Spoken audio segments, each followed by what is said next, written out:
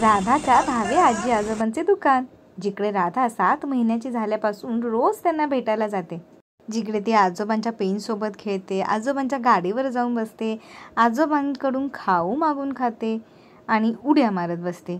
राधा आजीसोबत लपाछपीचा पण खेळ खेळते. आजी दिसली की लांब पळत जायचे. राधा कुठे लपली?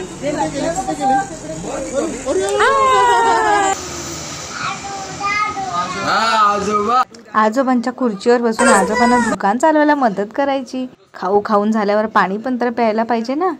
आजीची पर्स अडकवून घ्यायची. राधा आजोबांची गाडी कुठे? गाडी पाचपंडे दादानी राधाच्या भावे आजोबांच्या गाडीची चावी घेऊन तिला चिडवत होते आणि त्यांनी चावी जेव्हा परत दिली तेव्हा राधाचे चेहऱ्यावरचे हसू. भावे आजीकडे खाऊ खाऊन झाला की राधा मॅडम बाजूला असलेल्या आरती टेलर्सवाल्या आजीकडे जाऊन खाऊ मागतात. राधा बरोबर बिस्किटांच्या डब्याजवळ जाऊन बिस्किट मागून घेते आणि मग थँक्यू म्हणून बिस्किट घेऊन बाहेर येते.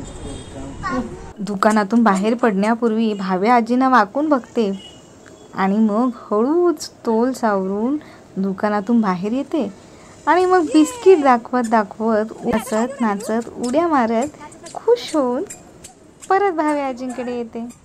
भावे आजोबा सुद्धा खाऊ कुठे ठेवतात हे माहिती आहे बरे का तिला. त्यांच्याच दुकानात जाऊन त्यांचा पाय सरकवून कशी खाऊ काढून घेते बघा.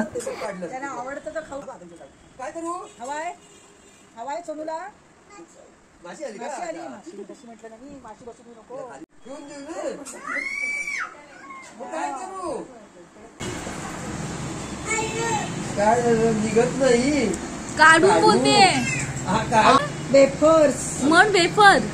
वेफर्स म्हण. एक दे पापड दे. अरे खेळून झाल्यानंतर आजी आजोबांना दुकान बंद करायला सुद्धा मदत करायला हवी ना. बाबांसोबत अडकवलेले अगरबत्त्यांचे पाकिट काढून ठेवते, दरवाजा बंद करते. हा राधाचा इशारा.